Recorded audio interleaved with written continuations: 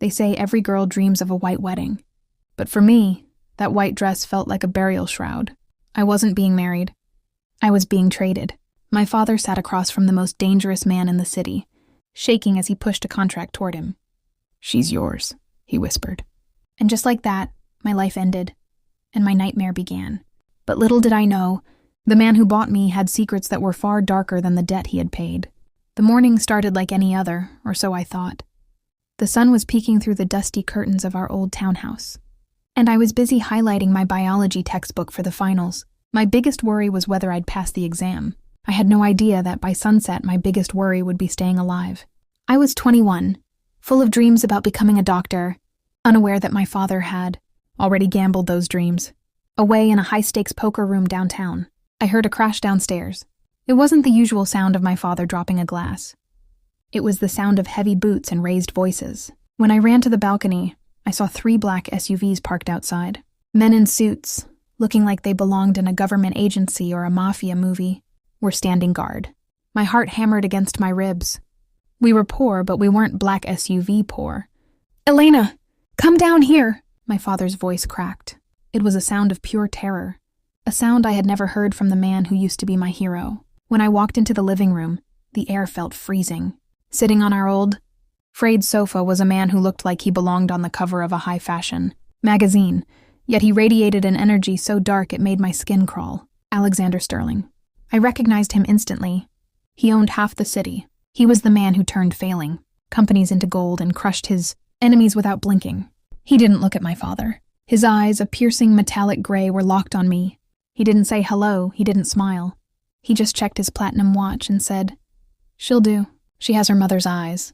That should satisfy the board of directors." "What is happening?" I demanded, my voice trembling. "Dad, who is this?" My father couldn't even look at me. He was staring at the floor, tears streaming down his face. "I'm sorry, Elena. The investment, the casino, I lost it all. Everything we own. And the money I borrowed, it belonged to the Sterling Group. All 40 million of it." 40 million. The number sounded fake, like something from a movie. Alexander stood up. He was tall, his presence filling the entire room. He walked toward me, the clicking of his shoes on the hardwood floor sounding like a countdown. He stopped just inches away. I could smell his scent, sandalwood and something sharp, like ozone before a storm. "In my world, everything has a price." "Elena," Alexander said, his voice a smooth, dangerous baritone. "Your father doesn't have the money, but I need a wife. A scandal-free, quiet girl to clean up my public image before the merger next month. So we made a deal. I clear his debt, and you sign a contract for 1 year. You will live in my house, attend my events, and play the role of the devoted Mrs. Sterling." "I am not a piece of property," I snapped, my anger momentarily overcoming my fear. Alexander grabbed my chin, his grip firm but not painful. His eyes searched mine, looking for a weakness. "You can choose to walk out that door, and your father will be in prison by midnight. Or you can come with me and he stays free." "What's it going to be, Elena? Is your pride worth more than your father's life?" I looked at my father, who was sobbing into his hands. I thought of the way he had raised me after my mother died, the way he worked 2 jobs, before the gambling took over his soul. I took a deep breath, the bitter taste of betrayal in my mouth. "I'll go," I whispered. "Good," Alexander said, dropping his hand. "The car is waiting. Don't bother packing. Nothing from this house is allowed in mine." The drive to the Sterling estate was silent. I watched the city lights fade away as we drove higher into the hills. The mansion was a Gothic masterpiece of black stone and glass, surrounded by a forest that seemed to whisper warnings as we passed. As we stepped inside, a cold-faced housekeeper named Mrs. Gable met us. She didn't offer a smile. "Your room is ready, madam," she said, her voice robotic. Alexander turned to me before heading toward his study. "Mrs. Gable will show you the rules. Follow them and we won't have a problem. But Elena..." He paused, his hand on the heavy oak door. "This house has a history. If you hear something at night, stay in your room. If you see something you don't understand, forget it. And most importantly, the West Wing stays locked, for your own safety." That night, I lay in a bed that cost more than my father's house, staring at the ceiling. The silence was deafening. But then, around 2 a.m., I heard it.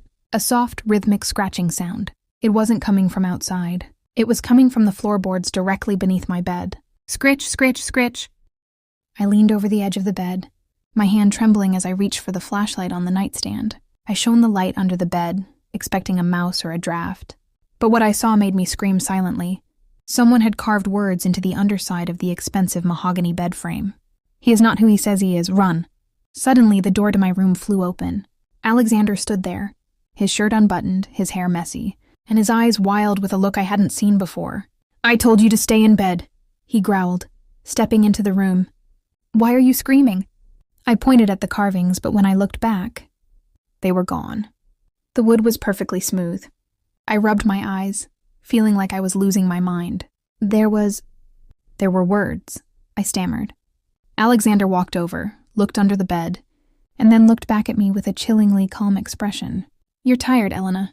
Stress does strange things to the mind. Go to sleep. We have a long day of pretending to be happy tomorrow."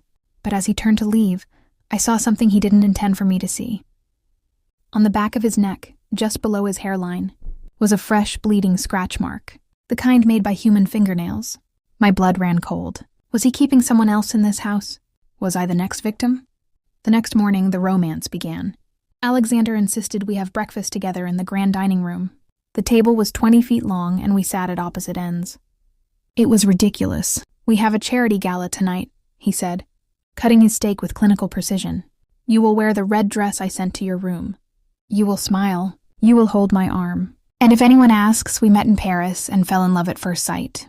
"I've never even been to Paris," I said, stabbing a piece of fruit. "Now you have," he replied, sliding a folder across the table.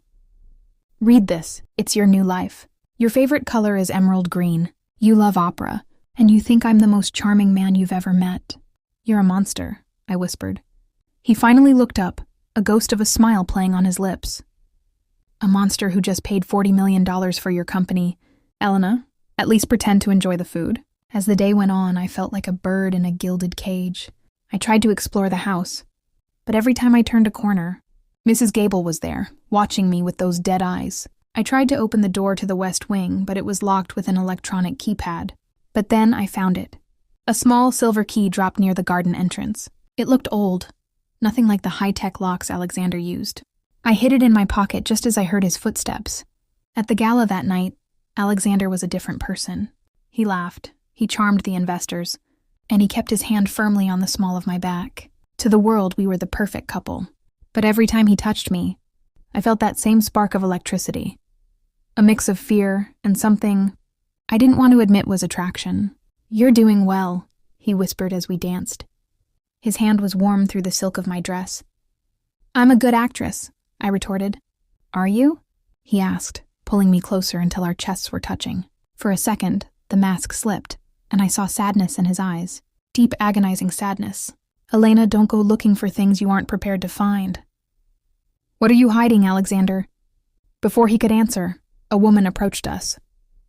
She was older, dressed in diamonds, and looked at me with pity. "Oh, you're the new one," she sighed. "Such a shame. You have such a pretty face, just like the last girl." Alexander's grip on my waist tightened until it hurt.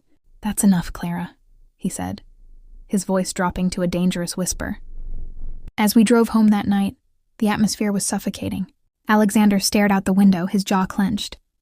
The moment we entered the mansion, he headed straight for the west wing, not saying a word. I waited. I waited until the house was silent, until the moon was high and the shadows were long. I took the silver key out of my pocket and crept toward the one place he told me never to go, the basement.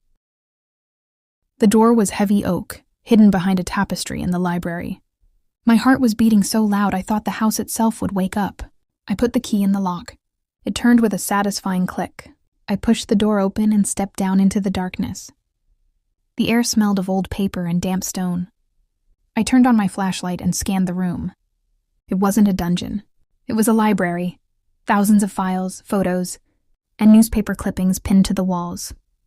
I walked closer to the wall and gasped. It was all about my family. Photos of my mother, my father, even me as a child. But there was more.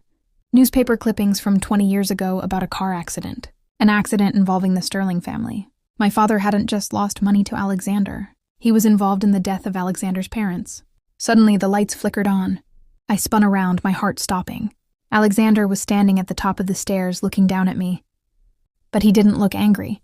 He looked devastated. "I told you not to come down here, Elena," he said, his voice trembling.